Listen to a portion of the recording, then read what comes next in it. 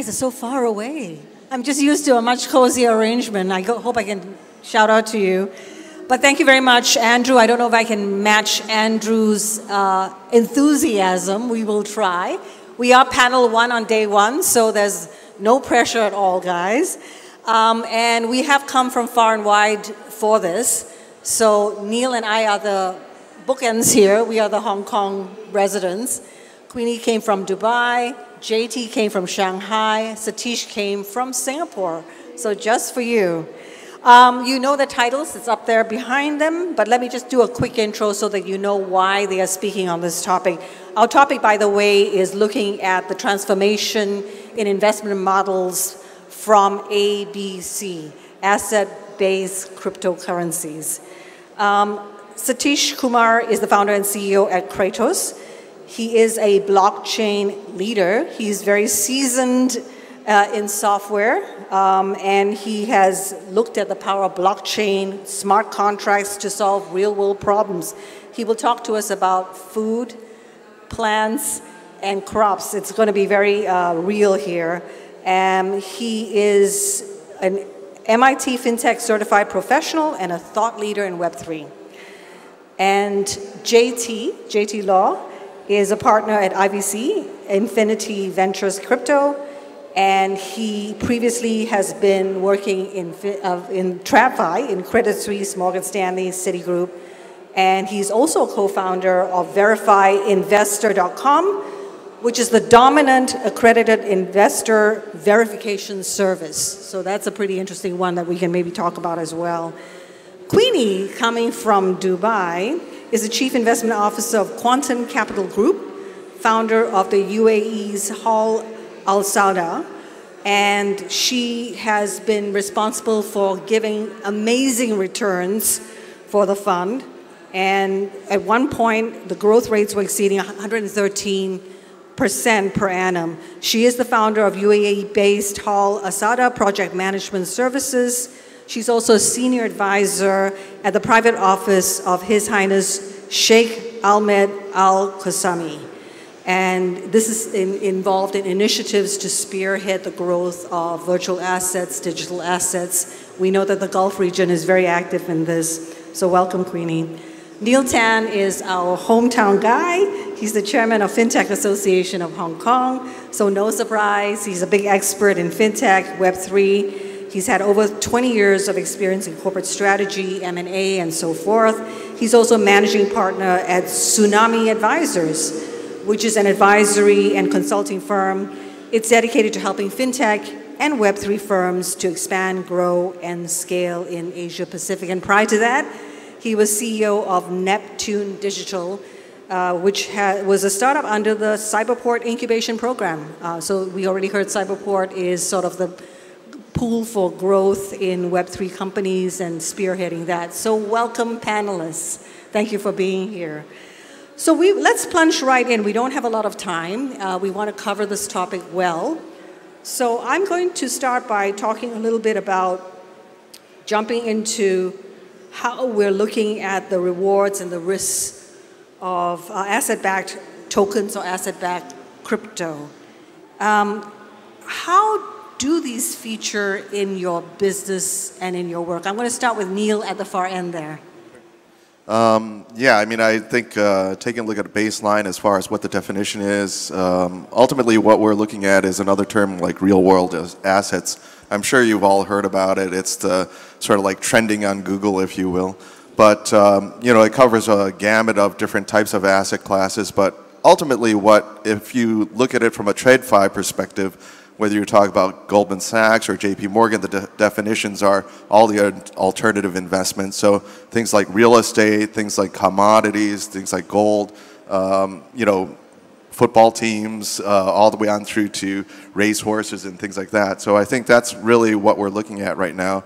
Hong Kong is pushing into this area, obviously, in terms of both the traditional types of financial instruments, whether you're talking about tokenized deposits you've seen. Also, at the same time, we've recently had tokenized green bonds. So HSBC, Hang Seng, a number of different institutions are pushing into this space. So, yeah. Thanks, Neil. I'm going to jump to JT, actually. Surprise. So if you could talk a little bit about how it features in what you do in investment, how do you see it in terms of a sort of an asset of the future? Yes, it's a very interesting asset class that really predominantly right now has been limited to institutional investors. And we're excited because for the future, accredited investors and individuals may now get access to instruments which were previously only for high net worth or for institutions. So I think a lot of work still needs to be done. A lot of it's happening in Hong Kong. A lot of it's happening in the rest of the world. In asset classes such as real estate and asset classes such as commodities, we already see things like in gold and treasury bills, which now are on the market and individuals can access. I think it's just start of a much larger wave. So I think the next 2-3 years is going to be very interesting for this asset class. Thank you very much. Queenie, I'm going to go to you because you're in a very vibrant region. There's been a lot of bilateral moves between Hong Kong as well as the Gulf region in Dubai. Yeah. What's your viewpoint coming from there? Thank you. So backing up what Neil said here, right, on real-world assets, is that it also depends on the market volatility and the commodity of it. So for example, gold, how do we do it in a regulated and conductive framework that can prevent too much in fluctuations, as an example? And marking on top of that, it can also give access to global markets to fulfill financial inclusion and hopefully to decrease the rate of poverty. And Satheesh, so take us into your world. I mean, you deal with farmers, you deal with crops, you deal with kind of real things. I know that, we've talked about all the different examples, but you couldn't get any more real than food. So talk about that. I think the food is a basic necessity, right? I think as human beings, we have to make sure that we have enough food. I think the farmers, the smallholder farmers, which we've been working from last 7 years. Last year I spoke about the same topic. But because we are now trying to visualize how farmers could benefit, and obviously farmers don't understand crypto, so there's no point telling them buy this stable coin or things, right? But where we are actually trying to make a difference is basically how we could start tokenizing non-perishable agro-commodities, visualize black pepper or turmeric. Today, farmers sell all this produce at a throwaway prices. We are trying to actually deploy stable coins like USDT, USDC to buy from farmers directly. That will benefit them by 20%. Also includes their sustainability. But then it makes a very good instrument for whoever wants to look at fractional investment to actually start investing in agro-commodities. I'll go deep, but this is just an introduction which I want to start off. Thank you. Yeah, so I just find it interesting that we're talking ABCs of ABCs. So it's sort of laying the basic groundwork here. But it's not as mainstream as maybe we would like to think it is, investing in some of these cryptos or tokens. It's going to take a while. How do we think ABCs, asset-backed cryptos, are going to help ordinary people or institutions diversify their investment portfolios? I'm going to throw it to Queenie first, if you don't mind. Okay. So as an example, if it's like corporate with HR, it's like more rewarding, it's more motivating. It's just the same as like earning loyalty points from Starbucks, and then eventually you get a free coffee. Actually, regarding on tokenization of food, water, and security, I think that's very important for the upcoming future, specifically between 2030 to 2048, where there's going to be changes in rapidly of the tokenization world, the rise of the CBDCs, and what is a necessity in life that we need is actually food and water.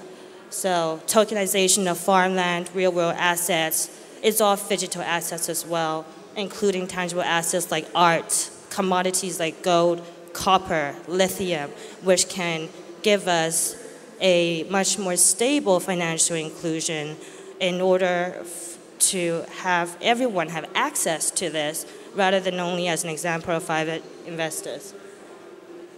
JT, what do you think? I mean, in what way is it beneficial to have these ABCs in your investment portfolio, whether you're an ordinary person or whether an institution? For both institutions and individuals, it's access to an asset class that you probably don't have in your portfolio right now. It's, for a lot of, especially individuals, it is, these asset classes are really restricted to institutions. And actually, for both institutions and individuals, ABCs do bring a new level of liquidity. So a lot of these assets used to be illiquid, fixed, very long-term type assets. Now, there's a lot more liquidity where you can resolve, you can leverage against it, and you may even be able to sell them if there's a need for cash pretty quickly.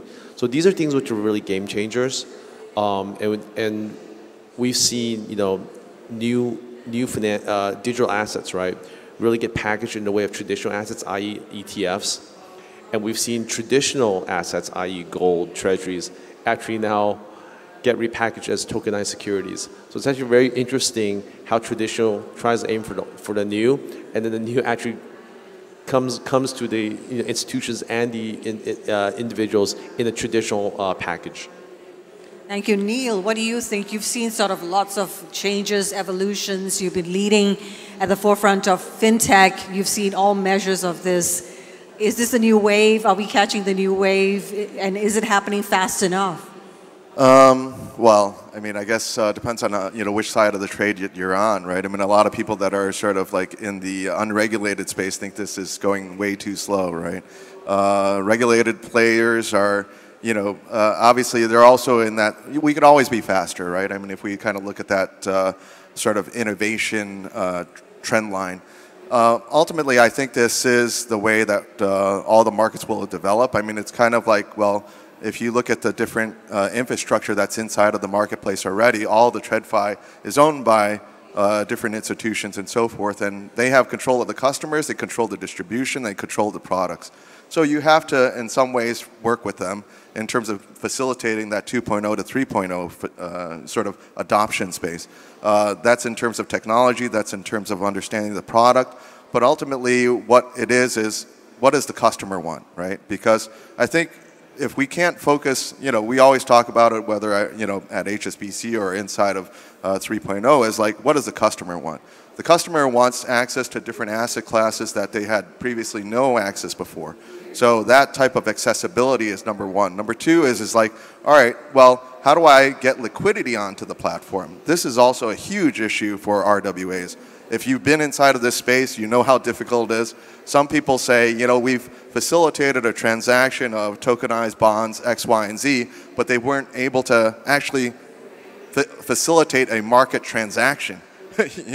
They facilitated the tokenization, the technical tokenization, but they haven't facilitated the transaction. And there's others where they found both sides of the trade and actually facilitated it, but then where do you get the liquidity after that? Where's the secondary market after that? So I think it's not just about the technology itself, but it's about the entire marketplace and bringing market participants inside of the space, right? So. Thanks. Satheesh, I'm wondering about your thoughts. We were chatting earlier about how we are maybe seeing some more optimism. We've had 11 ETFs approved for Bitcoin. The Ethereum ETFs, I don't know how quickly those will be approved by the SEC, but at least they're being considered at this point. There is retail appetite. We've seen quite a big surge. The Bitcoin has done better, certainly, than in the last few years. I lived through some of those ugly days of crypto. How are you seeing things? Is it sort of moving into a better space? And I like the comment that Neil made about customers and what ultimately is important for customers. So give us your perspective on that. So, in fact, if you've seen the announcement 2 days before by BlackRock, so I think it's time where institutions are coming in on asset-backed funds now. So they went with Bitcoin ETF, you're right. Now, as recently as last week, they've started something called BUIDL. That's a token they're putting on Ethereum. Most of you probably are aware of that. So the change that's happening is that people are now looking at good APYs, annual percentage yield, what we call.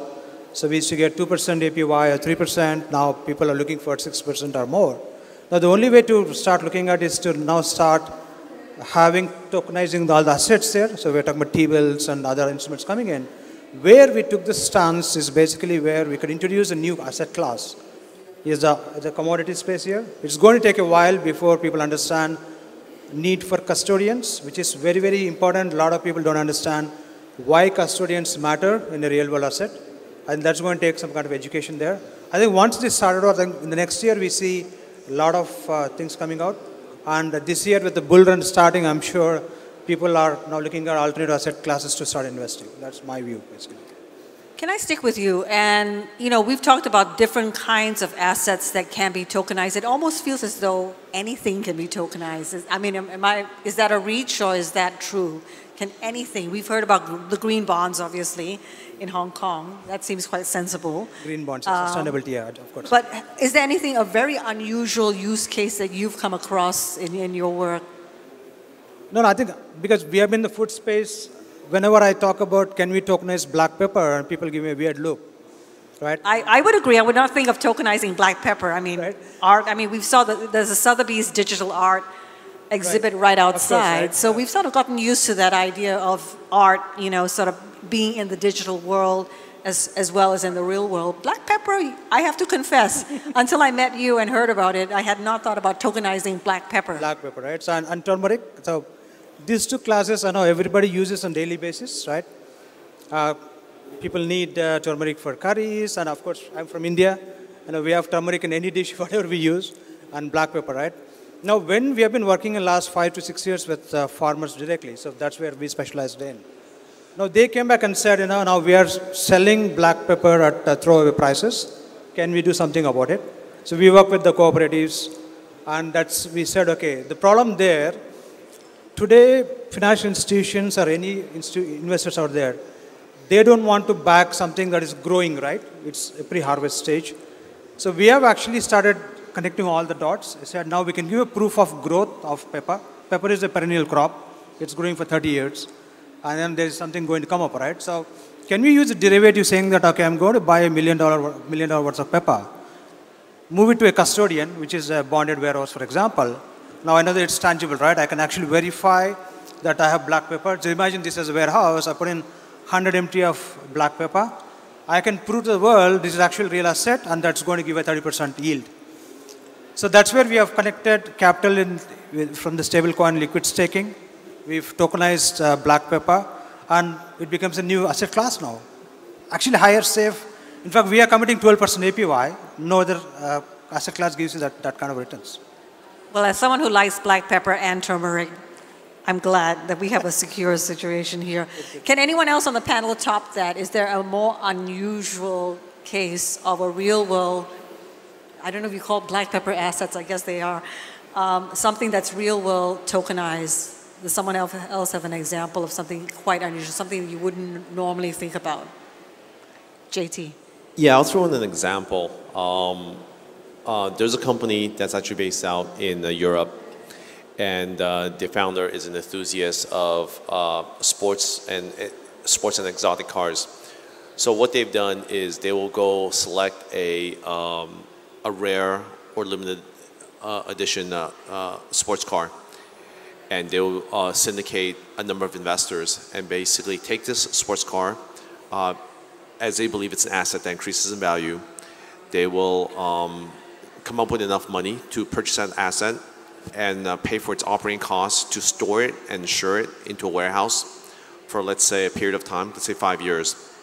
And after 5 years, take that asset back out of the warehouse and auction it, hopefully at a higher price. So this is an asset class that, you know, for a lot of individuals, it's usually out of reach because usually you don't buy part of a car, you buy the entire car. But it is, it's not operating in the sense that it is in, you know, a custodian, i.e. a bonded warehouse, that, you know, if something negative happens to this asset, then everyone will get reimbursed for the value of the asset. But they're also betting on the future appreciation of this asset. And that is an example of an asset that previously, you know, was not on the radar screens of individuals or institutions, but now it's available. So you can start with one asset. You know, this asset does not have to be expensive. It could be a few $100,000. It could be $1 million or more. But you can start to see how they build a portfolio of one asset, but start increasing it to 2, 3, 4, and ultimately you could even have, you know, a portfolio of such assets. Amazing, but I think I'm going to stick to black pepper and turmeric. It's a bit too rich for my blood. Were there any examples from Neil or Queenie? I didn't want to leave you out of this. Yeah, one example is in the past, the Bansky tokenization, fractionalization of a Bansky painting, which we call a digital asset. First of all, Bansky has outperformed in the history of artists. I think, don't quote me on this, it was outperforming at 67%. Meanwhile, the average well-known artist, blue chip artist, goes between 20% to as high as 35%. So that is quite revolutionizing to open to the public access, because let's be honest, not everyone has this amount of investment appetite to buy a blue chip art. And there is also I think Da Vinci, the Salvador Mundi, I believe, that was fractionalized as well. So that's, I guess, is an example. Picasso, I believe, is on the way, but don't really know by who yet.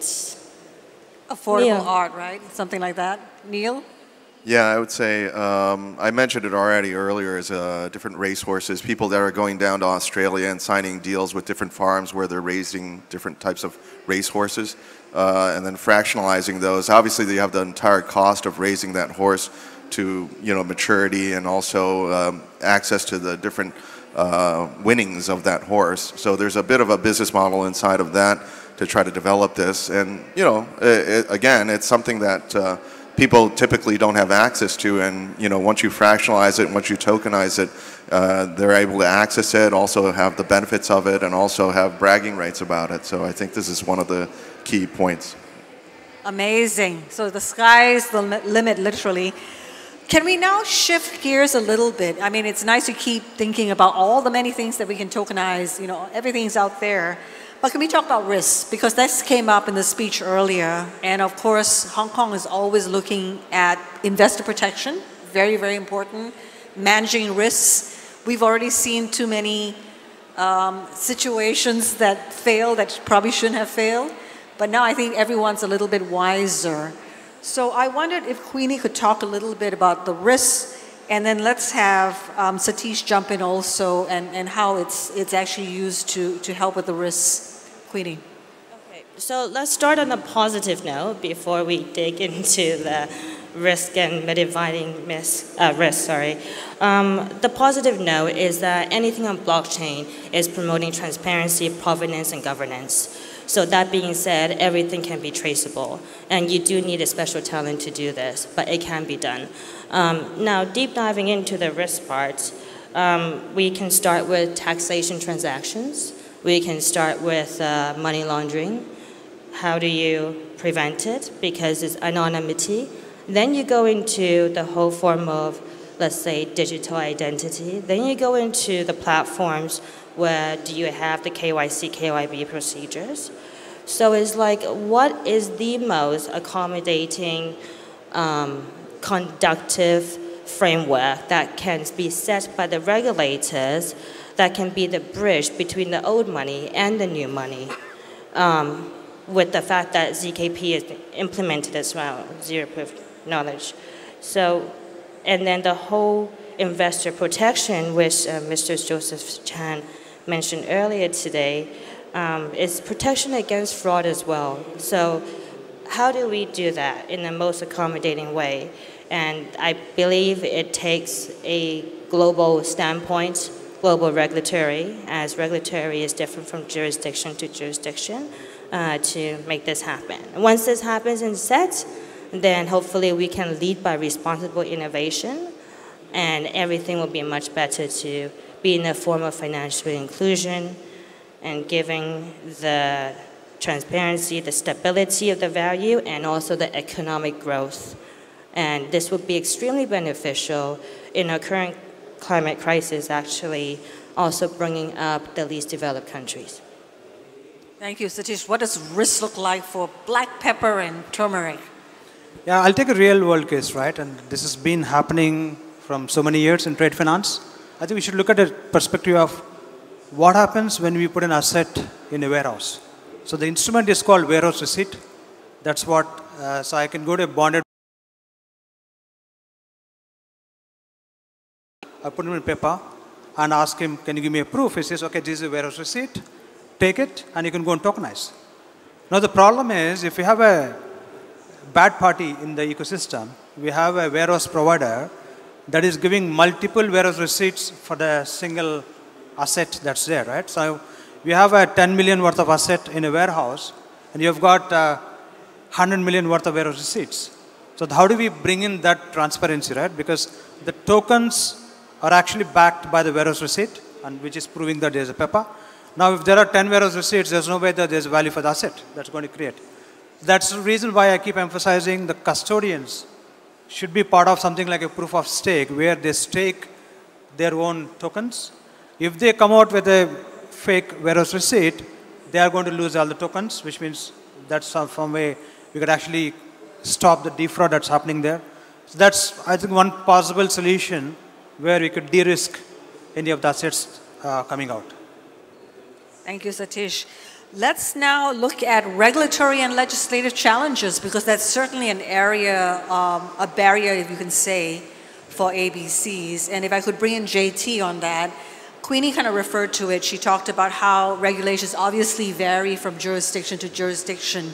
And I know that that keeps a lot of lawyers very gainfully employed, and compliance people as well. But JT, could you address that?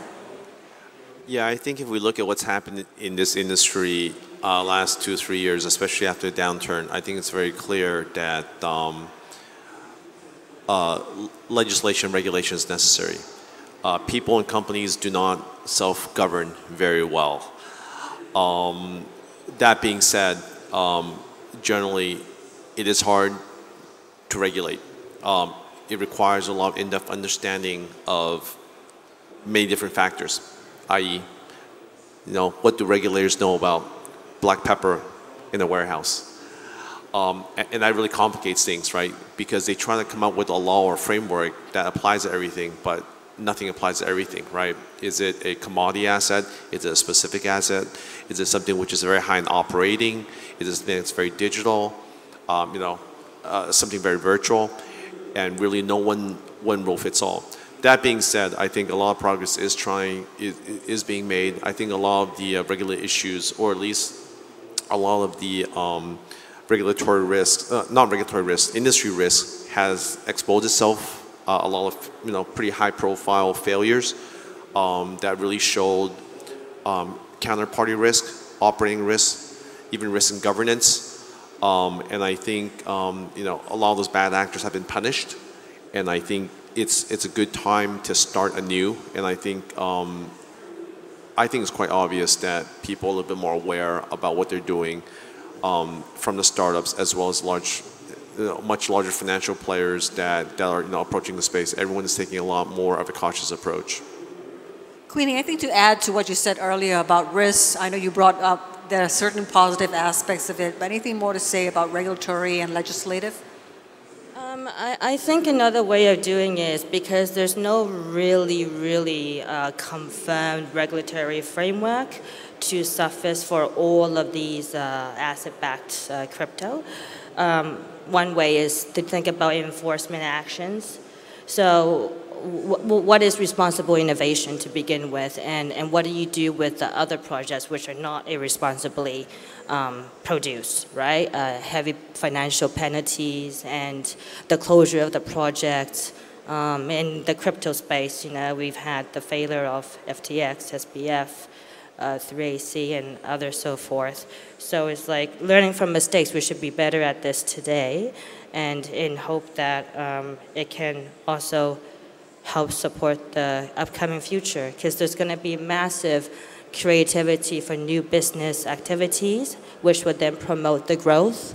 And Hong Kong have its history of being the #1 in Asia Pacific across different verticals. And if we do this right, I believe Hong Kong will still stay as the #1 or top in Asia Pacific. Thank you for that. Neil, if I could bring you in. Canton Network via Digital Asset, a group called Digital Asset, completed a test of, with participation of financial heavyweights, testing different simulated transactions, including using tokenized securities. BNY Mellon, Goldman Sachs, DRW. So you sort of crisscross, you see both track, you see also the newer startup-y companies. Is this what it's going to take? I mean, what is it? Is it more joint projects? What do you see? Yeah, I think absolutely. Like I said, I think the Web 2.0 or all the TradFi folks own the roads, right? And if we want to drive on those roads, we got to play the game. So in that context, I would say ultimately we have to devise more opportunities to collaborate and partner with these folks in terms of bringing them onto the platform and then sell them, because they have the access to the users, to the channels and distribution. And if we can get the end users to, if you talk about Bitcoin ETFs, I mean, that's where the pop came. I mean, if you look at any of the different exchanges, the volumes don't change in the exchange. How did Bitcoin hit an all-time high? It's not from the exchanges per se, it's from the Bitcoin ETF, right? So you're seeing that sort of steady state in terms of the exchanges, but then the ETF pop. So that means you need to actually get a lot more of that distribution access, which is the GSs, the JPs, the BNP Mellons, and BNY, and so forth. So the more that we can interact with those folks and get a lot more of these types of use cases, whether it's trial and error, whether it's test and learn, I think it's very important for us to engage. So thanks. Staying with you, Neil, as we're winding down here, do you have a key takeaway for the audience? Or was that your takeaway? Oh, okay. Yeah, I mean, I would say it is the future. I think depending upon who you talk to, if you talk about Web3, Web3 is the body, AI is the mind. So I think Web3 is more of how do you build the body. It's harder to actually build the body up than the mind, because it's so easy to take in ideas and concepts, but then how do you deliver? And, in that sense, Web3 is definitely here to stay. It's very clear Bitcoin is here to stay. I think it's about the infrastructure, it's about the technology, and it's about the use cases, but ultimately it will be the markets. So, JT, what would be your key takeaway for this audience? I'm obviously working heavily in the space. None of this is investment advice, but it's something you guys should all pay attention to, because I think it is, it is a bet on the future. It is a bet on everything that's going to change in the world, and I think Hong Kong is a good place to see where new companies, and not just new companies, but even a lot of the established companies in the industry, right? The Goldman Sachs, Morgan Stanleys, don't listen to what they say, like see what they're actually doing, right? So they say it's not good, but on the other hand, they're building up infrastructure, they're launching, big vehicles. I mean, I think since this ETF was approved, $10 billion has flown in, has flowed in, and that was what, 2 months. And if you just look at even a small 20 basis points fee on that, that's a very large fee. So I think this is just a start. I think there's a lot more to come. Read between the lines, look at what they're doing. So that's their strategy on the retail side, right? Individuals can now buy this product. You look at Canton, you look at what they're doing on the B2B side. That's going to actually move a lot more dollars, because that's a trade finance, that's commercial type stuff. But I think that is the next iteration of financial infrastructure. Look at what they're doing, not what they're just saying, right? Queenie, what do you think? You've got a perspective from Dubai, from the Gulf region. What are you seeing as the main takeaway? Like an example, in Dubai, we see that there is a massive interest in cryptocurrencies and purchase of Bitcoins, USDTs. It's becoming a trend to be used as a payment settlement to settle oil, as an example, even sugar actually, because it settles so fast. But then how do you educate the mass market of the wallets, the history? How do you educate the mass market how to use it responsibly? And how do you write it in the books, as an example? Like, does everyone know this? Is there advisory on this from every country's government, as another example? I think it's advantageous. It also have its cons. And I do think that with regulatory flexibility support, it can be really accommodating as we walk towards also the rise of CBDCs, the tokenization of land and food and water, our necessities, and have global access to the global market. Thank you. Satheesh, what's your call to action here? Is it buy more black pepper and turmeric? I mean, more than what we speak, right? I think the opportunity is for the retail investors. Today, you look at any investments that go on, like what JT said, right? It's been from institutional side. They have money. They don't have. They have enough capital. But somebody that has got $1,000 lying in their wallet, how do we maximize their APY, right? So that's where I believe a lot of fractional asset will take shape this year. People will start investing in fractional assets, faster returns. Liquidity will be much, much easier. And then they can start compounding the returns. I think that's going to be the bigger play. Somebody that want to not to take too much of risk. So don't gamble in meme coins. That's my advice. But if you have stable coins, go for a compounded interest kind of returns. I think that's going to make a lot of sense. Good advice indeed. And with that, this panel draws to a close. I'm sorry we had so much more to say, but we need to help other people take the stage. Thank you very much, panelists, Neil, Queenie, JT, Satheesh. Thank you very much, audience.